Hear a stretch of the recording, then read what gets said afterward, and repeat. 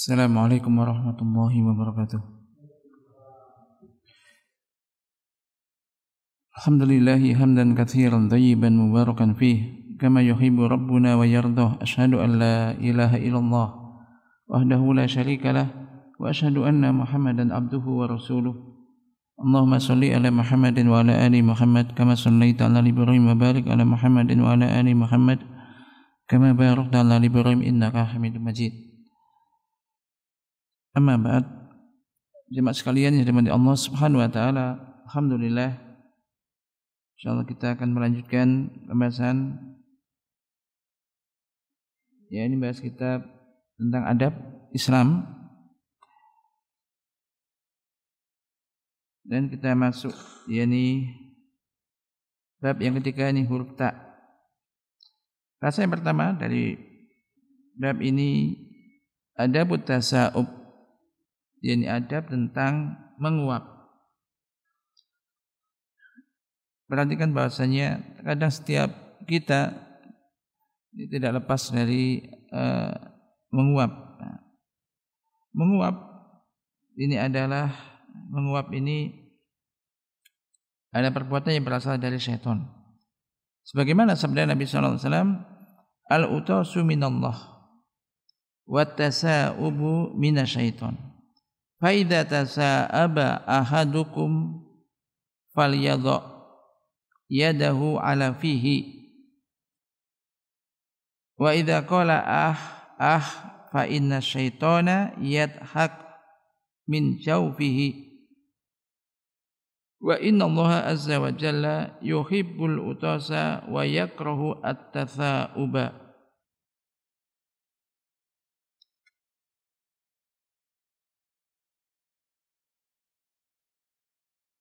Artinya bersin itu dari Allah. Bersin, kita tahu bersin ya. Bersin itu dari Allah. Dan menguap itu dari syaitan. Jika salah seorang kalian ini menguap, maka tutuplah mulutnya dengan tangannya. Fal yadhu yadahu ala fi'i, maka hendaklah dia meletakkan tangannya di mulutnya. Maksudnya menutup mulutnya dengan tangannya. Dan jika ia mengatakan apalagi dikeraskan gitu kan, orang nguap ini, apabila dia mengucapkan semacam itu, maka sesungguhnya setan tertawa, yadhaku min jawfihi, di dalam perutnya atau dari dalam perutnya. Dan sesungguhnya Allah azza wa jalla menyukai bersin dan membenci menguap. Maka apabila seseorang hendak menguap, ia harus memperhatikan beberapa adab terkait dengan menguap ini. Minha, di antaranya, yang pertama adalah berupaya semampu mungkin untuk menahan dan menolak kuapan tersebut. Seorang harus berusaha untuk menolak, mengalahkan dan menahan kuapan itu atau menguap tersebut, khususnya ketika sedang sholat. Rasulullah sallallahu alaihi wasallam bersabda, "Idza tasa'aba ahadukum fi sholati falyakdzim mastata'a fa inna syaitana yadkhul." Apabila salah satu di antara kalian ini menguap di dalam sholat, maka hendaklah dia berusaha untuk menahan semampunya. Karena sungguhnya setan ini bisa masuk. Seseorang tidak perlu merasa heran kalau setan bisa masuk, karena setan adalah makhluk yang tercipta dari api yang dapat berubah, berpindah dan bergerak seperti hawa dan angin. Ia tidak berjasad seperti manusia. Selama hadis tersebut sahih dari Nabi SAW, maka wajib untuk mengakuinya dan mempercayainya, mempercayai kebenarannya, walaupun orang-orang merasa heran.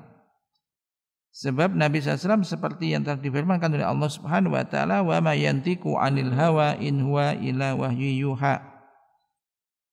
Dan tiadalah yang diucapkannya itu, yaitu Al-Qur'an, menurut kemauan hawa nafsunya. Ucapannya itu tiada lain hanyalah wahyu yang diwahyukan kepadanya. Artinya ketika kita membaca hadis-hadis Nabi SAW dan hadis itu hadis yang sahih, maka kita wajib mengimaninya. Karena di antara konsekuensi orang yang telah bersyahadat anna Muhammad Rasulullah, bahwasanya Nabi Muhammad itu adalah utusan Allah, di antara konsekuensinya tadi menyebutkan maknanya, yaitu tasdiqu fima akhbar, membenarkan semua apa yang beliau beritakan secara umum itu. Tasdiqu fima akhbar, ta'atuhu fima amar, mentaati beliau dalam semua apa yang beliau perintahkan. Wastinabu manha anhu wazajar, menjauhi semua apa yang beliau benci dan beliau larang. Yang keempat, hendaknya beribadah kepada Allah ini dengan syariat yang beliau bawa. Jadi dan di antaranya membenarkan semua apa yang beliau beritakan. Kemudian adab yang kedua adalah meletakkan tangan di mulut. Tujuan meletakkan tangan di mulut ketika menguap ialah agar mulut tidak terbuka. Yang pada saat itu manusia terlihat buruk pada saat itu juga, dan pada saat itu juga setan sedang mentertawakannya. Sebagaimana disebutkan di dalam hadis yang tercantum dalam pasal 1. Demikian juga beliau sallallahu alaihi wasallam bersabda, fa idza tasa'aba ahadukum falyumsik bi yadihi ala fihi fa inna syaitana yadkhul. Apabila salah seorang kalian menguap, hendaklah ia menahan mulutnya dengan tangannya, karena syaitan bisa masuk.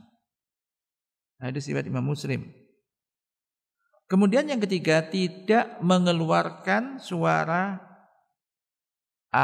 gitu. Ini jangan sampai mengeluarkan itu, apalagi lebih dari itu. Lebih dari itu. Jadi jangan mengeluarkan suara atau suara wah, sebagaimana tercantum di atas. Sebab setan sedang menertawakannya jika ia mengeluarkan suara seperti itu.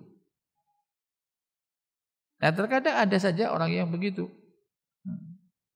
Maka ini ternyata hal yang kelihatan sepele, ya, tapi itu terkadang terjadi dalam diri kita.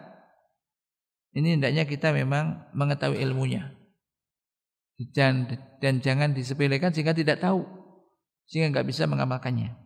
Termasuk masalah menguap ini. Yang keempat, tidak mengangkat suara ketika menguap. Jadi mengangkat suara, jadi kuapan termasuk ada buruk yang dianggap sepele oleh orang-orang. Apalagi kadang dikeraskan kan, wah apa gitu ketika menguap, ya, kan dianggap sepele. Ternyata itu ada adab yang tidak baik, adab yang buruk. Jadi pada perbuatan hal ini dapat membuat orang lain menghindar dari pelakunya. Terkadang sebagian orang yang jahil ini meninggikan suaranya, mengangkat suaranya ketika menguap dengan maksud ingin membuat orang sekelilingnya tertawa, dan tentunya setan juga mentertawakan perbuatannya. Sebagaimana tercantum di dalam hadis yang telah disebutkan di atas. Oleh karena itu syariat Islam menetapkan adab dalam menguap, demikian juga di dalam bersin, dalam tidur, dan lain-lainnya. Ini semua menunjukkan betapa agungnya ini agama Allah ini, agama kita, ini agama Islam yang mengatur seluruh aktivitas kehidupan manusia, baik pada waktu malam maupun siangnya. Maka segala puji bagi Allah yang telah menganugerahkan nikmat yang agung ini. Jadi ini memberikan motivasi kepada kita untuk giat di dalam mempelajari agama kita. Karena agama kita ini agama telah sempurna. Tidak perlu ditambah, tidak perlu dikurangi. Karena sudah sempurna. Namun yang perlu adalah dipelajari. Dan syariatnya banyak. Maka jangan menganggap atau menyepelekan sebagian dan mengambil sebagian. Tapi kalau bisa apa? Dipelajari menyeluruh. Tujuannya adalah agar kita seorang muslim ini bisa mengamalkan ajaran-ajaran agama kita. Dimulai dari hal-hal yang kelihatannya sepele, yang kecil-kecil yang hari-hari kita lakukan. Termasuk mengamalkan adab-adab yang hari-hari kita lakukan. Ini. Islam yang universal menyeluruh ini mengatur seluruh kondisi manusia yang tidak akan pernah didapati pada syariat-syariat lainnya. Dan hal ini merupakan bukti bahwa Islam adalah agama yang sesuai pada semua tempat dan zaman. Islam ini sholihun. Ya, likuli zamanin wa makanin wa ummah. Islam itu cocok dan baik. Selalu sesuai pada setiap tempat, semua tempat dan zaman, waktu. Sebab tidak ada agama lain yang mengatur permasalahan ini. Segala puji bagi Allah Ta'ala yang telah memberikan nikmat Islam.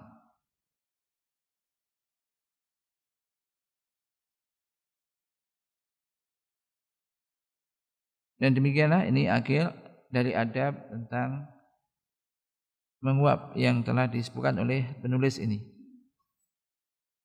Kemudian berikutnya kita pindah ke pasal yang kedua, yakni adab at-tadawi. Ini sekarang berpindah pada adab at-tadawi, yakni berobat. Adab di dalam berobat sekarang. Jemaah sekalian yang dimani Allah Subhanahu wa taala, seorang muslim tentunya pernah mengalami sakit atau terserang penyakit ringan maupun berat. Ini semua sudah menjadi ketetapan Allah Subhanahu wa taala. Allah juga telah menetapkan bahwa setiap penyakit pasti ada obatnya. Nabi SAW berobat dengan Al-Quran dan obat lainnya. Beliau pun menganjurkan kita untuk berobat dengan beberapa obat-obatan. Ada beberapa perkara yang berkaitan dengan proses pengobatan dan seharusnya menjadi perhatian kita. Maka dengan pertolongan Allah, ini mu'alif ini akan menyebutkan hal-hal tersebut. Di antaranya yang pertama di dalam berobat yaitu meluruskan niat. Yaitu hendaknya orang-orang yang sakit maupun orang yang mengobati ini meluruskan niatnya. Orang yang sakit berniat untuk menjaga kesehatannya agar ia tetap bisa kuat melaksanakan ketaatan kepada Allah Subhanahu wa taala. Orang yang mengobati berniat untuk membantu saudaranya sesama muslim dan menolong semampunya. Ia melakukan semua itu untuk mendapatkan pahala dari Allah Subhanahu wa taala semata dan untuk melaksanakan perintah Allah dan Rasul-Nya agar seorang muslim memberikan manfaat kepada saudara muslim yang lainnya. Itu ini yang ditamakan di niatnya. Ingat, innamal a'malu binniyat, sesungguhnya amal tergantung niatnya. Jadi niatnya ini diluruskan niatnya, baik bagi orang yang berobat atau membantu untuk mengobati orang tersebut. Yang kedua, menggunakan obat-obatan yang syar'i.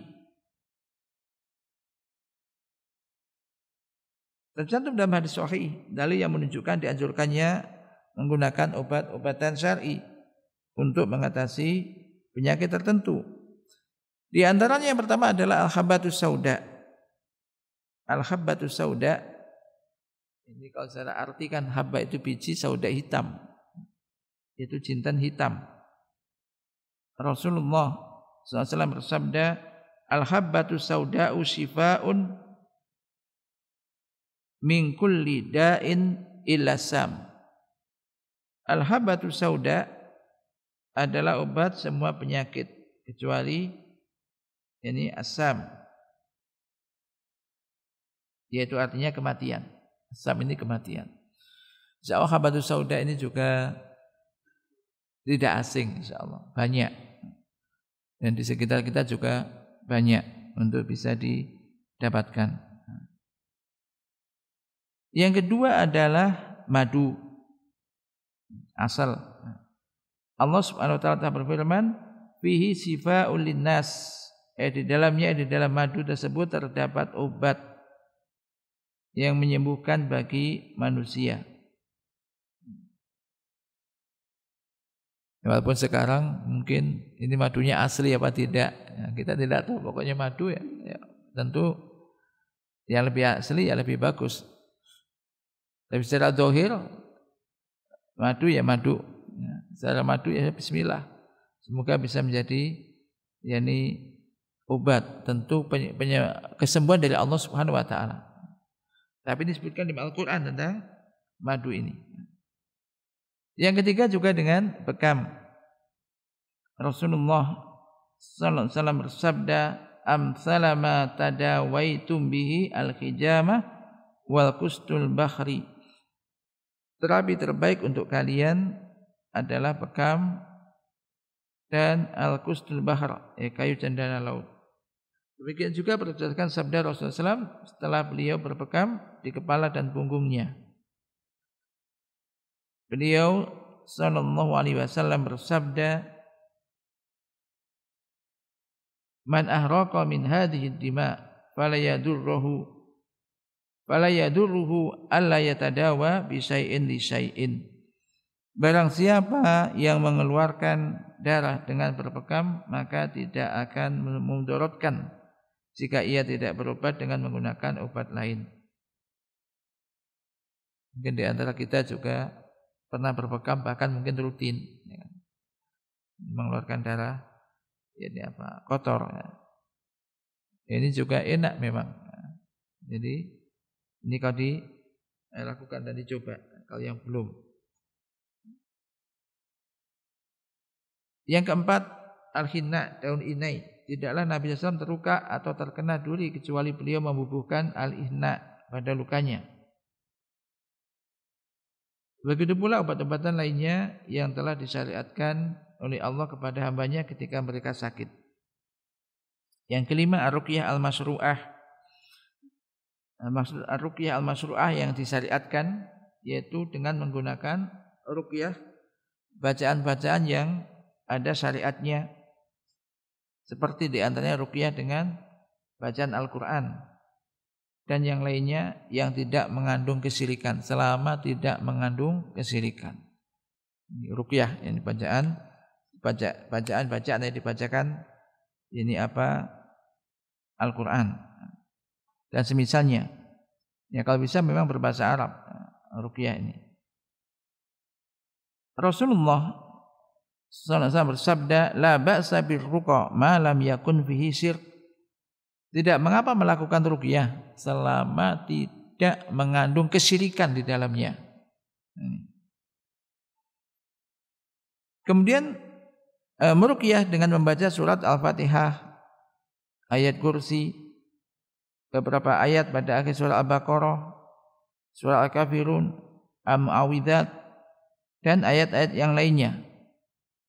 Dibolehkan juga dengan membaca doa-doa yang sahih dari Rasulullah sallallahu alaihi wasallam. Semua yang tidak mengandung kesyirikan hukumnya boleh insyaallah untuk digunakan untuk meruqyah. Dianjurkan pula jika diambil dari perbuatan Rasulullah sallallahu alaihi wasallam. Nabi SAW pernah menyuruh keluarganya agar meruqyah untuk penyakit ain. Aisyah radhiyallahu anha berkata, Rasulullah sallallahu alaihi wasallam pernah menyuruh kami agar meruqyah penyakit ain. Sebagaimana hadis riwayat Imam Bukhari dan Muslim dari Aisyah radhiyallahu anha. Ketika melihat seorang anak perempuan yang sedang sakit, beliau sallallahu alaihi wasallam bersabda kepada keluarganya, istarqu laha fa inna biha nadrah. Bacakan ruqyah kepadanya karena ia terkena penyakit ain. Hadis riwayat Imam Bukhari dan Muslim dari Ummu Salamah. Kemudian yang ketiga, berbekam dilakukan pada tanggal 17, 19 dan 21. Barang siapa hendak berbekam, maka berbekamlah pada tanggal yang disebutkan, yakni tanggal 17, 19 dan 21 bulan Hijriyah. Sebab Nabi SAW berbekam pada tanggal 17, 19 dan 21. Beliau sallallahu alaihi wasallam juga bersabda, "Inna khaira ma takhtajimuna fihi yauma sab'a asrata tis'a asrata wa yauma 21." Sebaik-baik bekam dilakukan yakni pada tanggal 17, 19 dan 21. Hadis riwayat Imam Tirmidzi dan ia menghasankannya.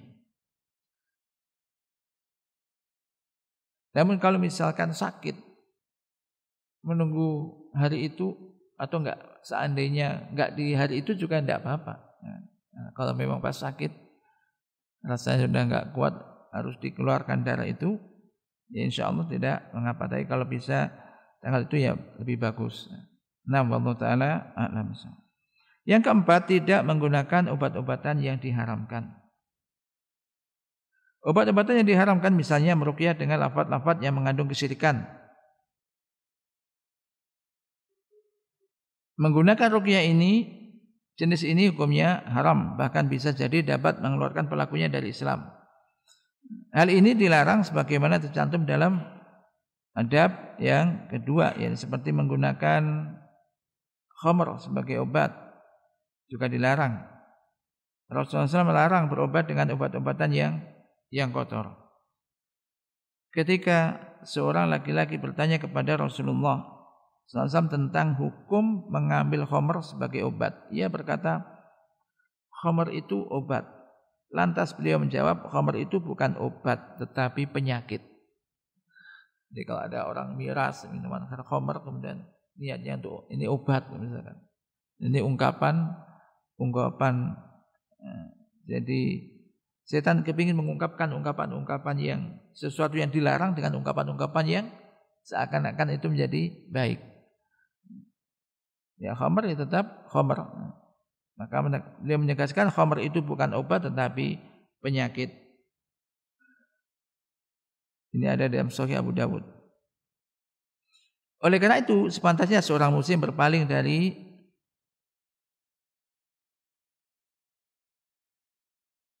tidak seyogyanya dan tidak sepantasnya seorang muslim itu berpaling dari sabda Nabi sallallahu alaihi wasallam dikarenakan hanya pendapat orang lain.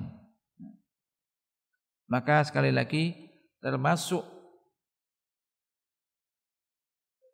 yakni apa? Konsekuensi seorang muslim yakni lebih mendahulukan pendapat Rasul daripada pendapat selainnya. Kemudian yang kelima adalah berkonsultasi dengan ahli medis. Hendaknya seorang berkonsultasi dengan kalangan orang-orang yang diketahui bertakwa kepada Allah Subhanahu wa taala dan mengetahui ilmu pengobatan. Dokter misalkan ya, ada dokter pada ahlinya. Ya ini dibolehkan. Qala ta'ala fas'alu ahla dzikri in kuntum la ta'lamun. Maka bertanyalah kepada orang yang mempunyai pengetahuan jika kamu tidak mengetahuinya.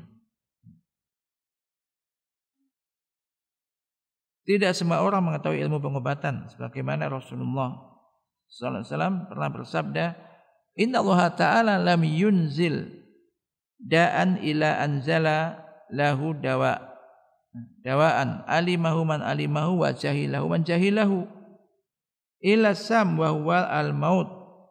Sesungguhnya Allah Ta'ala tidaklah menurunkan penyakit kecuali Dia pun akan menurunkan obatnya. Ada yang mengetahuinya dan ada juga yang tidak mengetahuinya. Kecuali penyakit asam, yakni kematian. Yakni kematian al-maut, yakni tidak ada obatnya. karena semua orang akan mengalami mati. Kullu nafsin dha'iqatul maut, setiap jiwa pasti akan mengalami mati dan sebabnya macam-macam. Nah, sebabnya tidak ada yang mengetahui. Oleh karena itu, orang yang sedang menderita sakit hendaknya berkonsultasi dengan dokter untuk mengetahui jenis penyakit dan mendapatkan obat yang cocok untuk penyakit tersebut.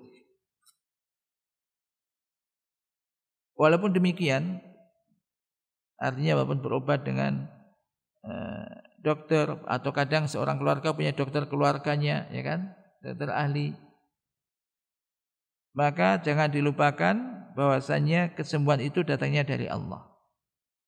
Maka adab yang keenam adalah meyakini bahwa kesembuhan itu datangnya hanya dari Allah Subhanahu wa ta'ala.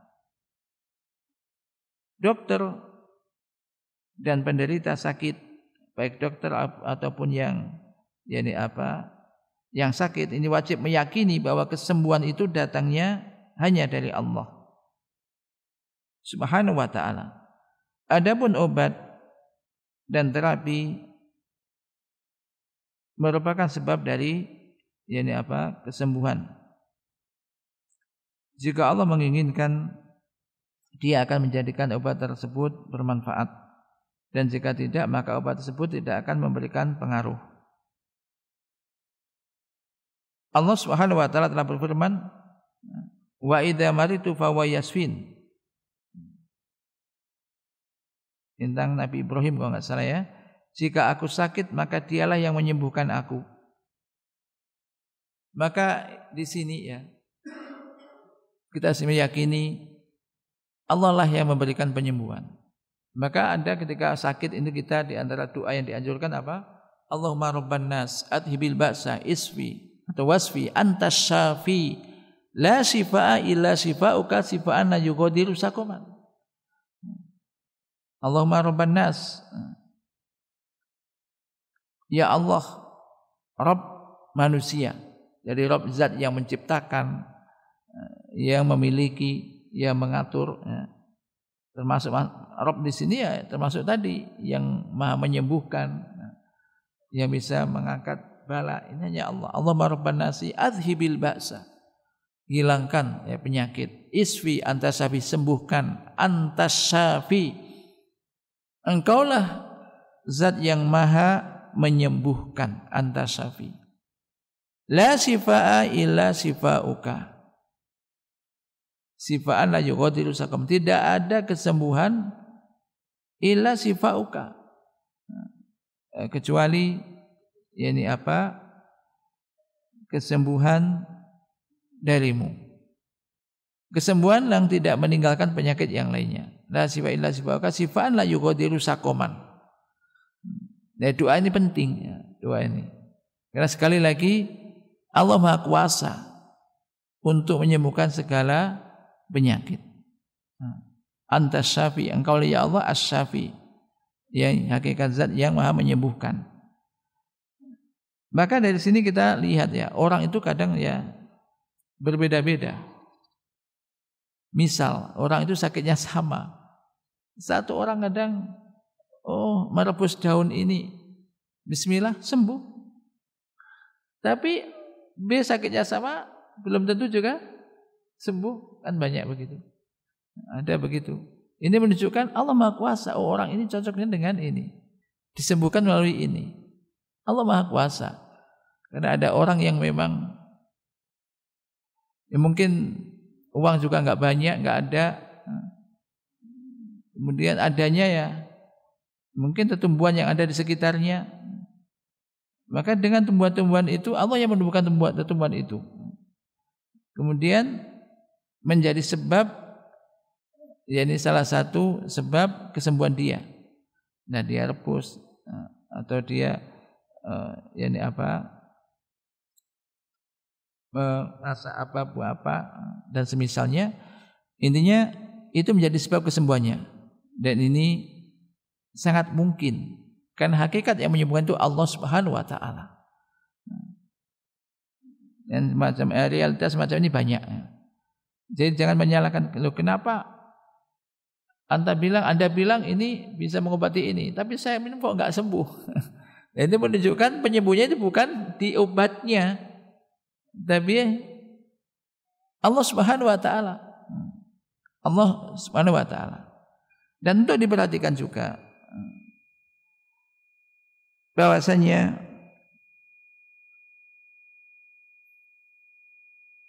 di sini terkait dengan masih penyembuhan ini ya. Barang siapa yang meyakini bahwa obat itulah yang menyembuhkan tanpa ada kaitannya dengan kehendak Allah, ini bahaya. Berarti ia telah menyekutukan Allah Subhanahu wa taala dan tidak bertawakal kepadanya. Kalau dia meyakini obat inilah yang menyembuhkan, bukan Allah, dan ini bisa syirik. Tapi ini tidak dijadikan sebagai sarana. Oleh karena itu ketika seorang muslim minum obatnya, ia wajib meyakini bahwa kesembuhan datangnya hanya dari Allah Subhanahu wa taala. Maka kadang ya banyak ya, dan dokter atau rumah sakit, jadi kadang di beberapa rumah sakit ditulis kesembuhan itu dari Allah yang maha menyembuhkan, ya, bukan dokternya atau bukan obatnya. Bahkan disebutkan dalam kitab terkait dengan tawakal, terkait dengan ketauhidan. Kalau ada orang misal orang itu bertumpu kepada sebab, yang tidak boleh bertumpu kepada sebab. Contoh misalkan orang itu punya dokter spesialis atau dokter khusus. Biasanya kalau dia sakit ke dokter itu, suatu ketika dia sakit datang ke dokter, ternyata dokternya pas pergi misalkan, kemudian wah mati aku guys. Ini dokternya nggak ada ini. Itu ke rumah sakit ternyata dokternya pas cuti atau apa nggak ada misalkan. Nah ini tidak boleh, karena dia bertumbuhnya kepada dokter seakan-akan dokter itulah yang menyembuhkan. Kalau ada dokter mesti sembuh, kalau nggak ada dokter bisa mati gitu, nggak sembuh. Maka di sini ukurannya katanya dengan hati ini. Ketahuilah bahwasanya dokter, tenaga medis atau tabib dan semisalnya ini adalah hanya sebagai perantara. Jadi bukan semata-mata dia yang menyembuhkan. Karena tadi ingat ayat wa idza maritu fa huwa yasfin, jika aku sakit maka dialah yang akan menyembuhkanku. Tetapi berobat juga tidak dilarang, dibolehkan, tadawau, berobatlah kamu sekalian. Selama tidak dengan hal-hal yang dilarang. Ini boleh. Demikian juga terkait dengan pengobatan juga tidak boleh menjadikan hal-hal yang bukan sebab menjadi sebab. Ini juga tidak boleh. Dan masalah terkait dengan masalah akidah dan tauhidan juga ya. Tidak boleh menjadikan sesuatu yang bukan sebab menjadi sebab. Maka ini bisa masuk dalam syirik asghar. Contoh misalkan batu misalkan atau cincin misalkan, kemudian dimasukkan ke airnya diminum misalkan.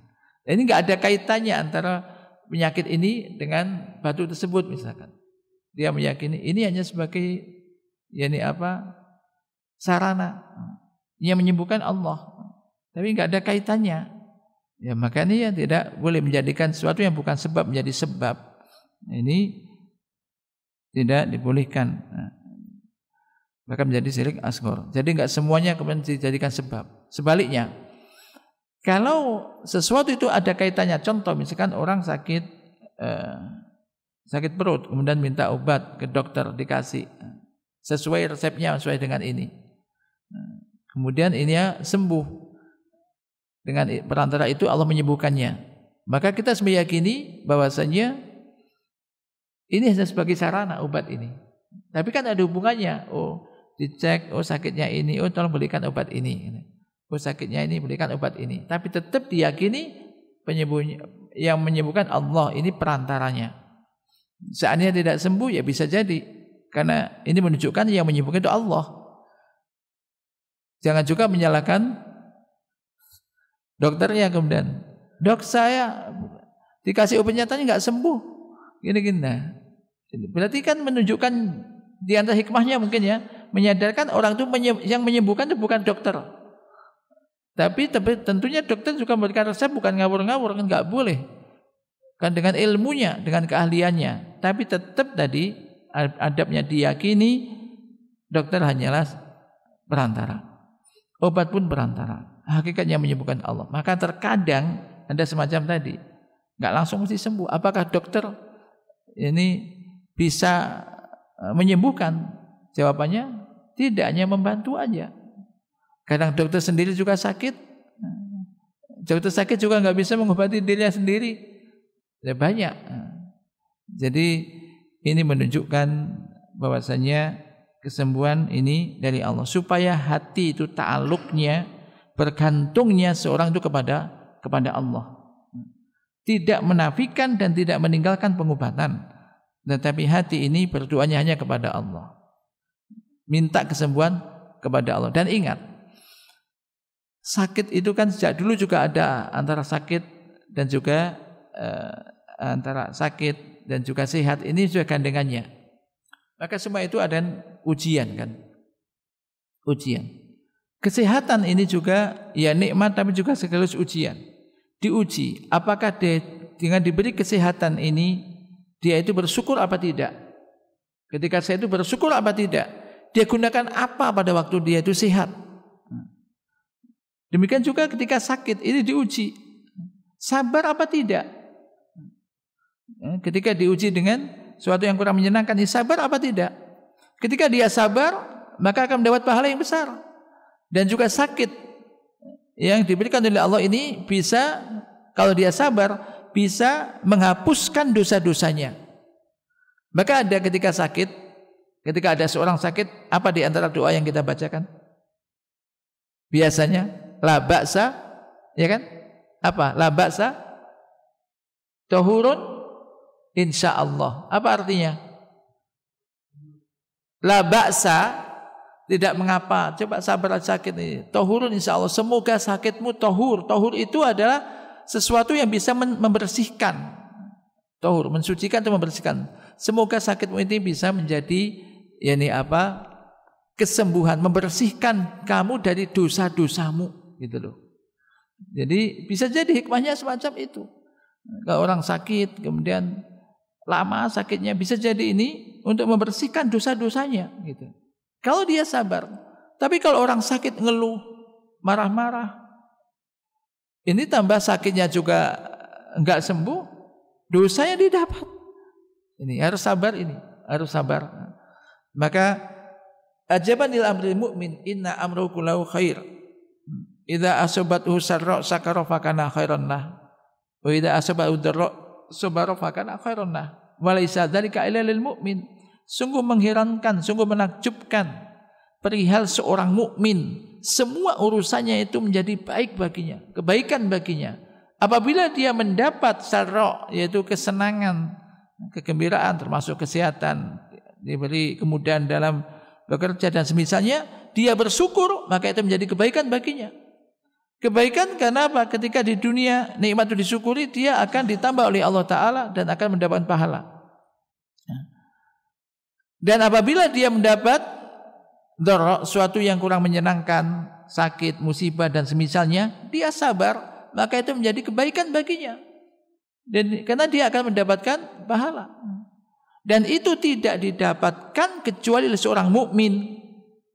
Orang kafir pun sama. Orang kafir juga mengalami, maksudnya sama mengalami ya sehat ya sakit. Ya kadang berhasil, kadang gagal. Tapi kafir tidak mendapatkan balas bagaimana didapatkan seorang mukmin. Maka ini keutamaan kelebihan seorang mukmin. Maka perhatikan bahwasanya termasuk sakit ini adalah ya ujian.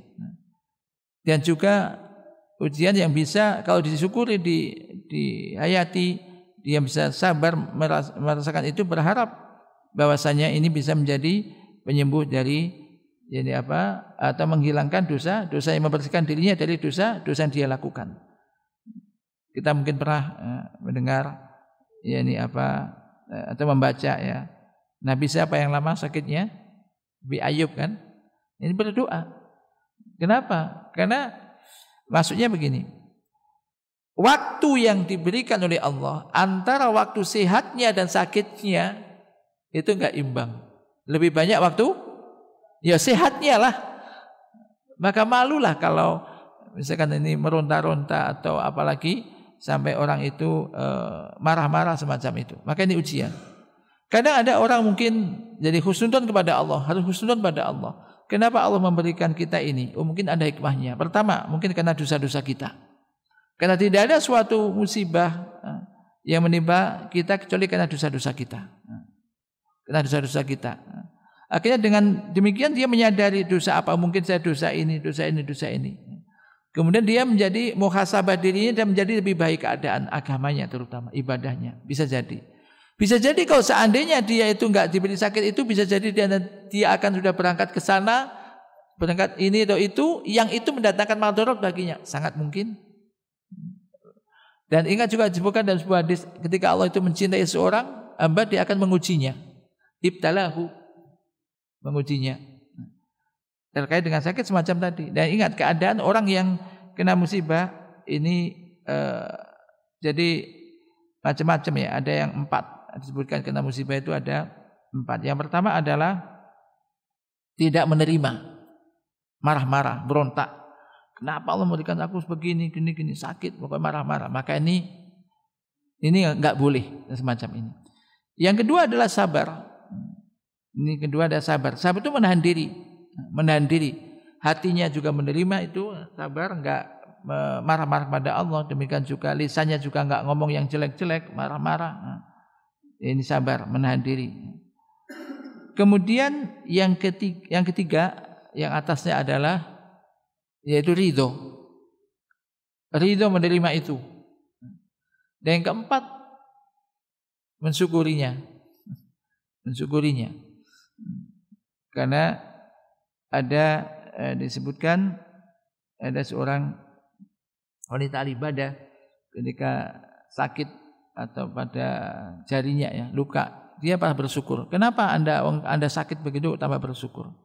Dia bersyukur karena mengingat besarnya pahala yang akan didapatkan dan juga besarnya pahala lebih besar daripada sakitnya tersebut gitu loh. Ini kan dia meyakini setiap musibah mesti bisa menghapuskan dosanya dan memberikan pahala ketika dia sabar. Dan dia bersyukur lagi ternyata musibahnya bukan menimpa agamanya. Jadi musibah yang paling besar itu musibah menimpa agama, bukan hanya fisik. Kalau fisik ya mungkin tadi sakit batuk atau semisalnya, pokoknya berkaitan dengan fisik ini sakit. Tetapi yang lebih parah ketika musibah menimpa agama. Apa menimpa agama? Orang itu sehat fisiknya tapi sakit batinnya. Dia enggak mengenal Allah. Dia enggak pernah ibadah kepada Allah, enggak pernah ke masjid. Ini adalah lebih parah. Karena orang semacam ini ketika orang itu sampai kufur, nifaq kufur, enggak pernah ibadah kepada Allah, tiba-tiba dia mati. Maka mati dalam keadaan apa? Dia tidak membawa iman, tidak membawa amal soleh. Ini mudah-mudahan apa yang kita sampaikan ini bisa memberikan faedah bagi kita. Nah, termasuk tadi ada berobat yang tadi kita sebutkan, termasuk juga untuk diperhatikan bahwasanya sakit yang diberikan oleh Allah ini ambil hikmahnya, dan semoga semua itu juga bisa menjadi tadi pembersih. Jadi hal-hal yang dosa-dosa yang kita lakukan, bahkan hatta kesedihan, kegundahan, kemudian hatta duri yang mengenai seorang muslim, seorang hamba muslim, maka ini akan bisa mengangkat atau membersihkan dosa-dosa yang dia lakukan. Naktabi bihada wa sallallahu ala nabiyyina Muhammad subhanakallahumma wa bihamdika asyhadu an la ilaha illa anta astaghfiruka wa atubu ilaik. Assalamualaikum warahmatullahi wabarakatuh.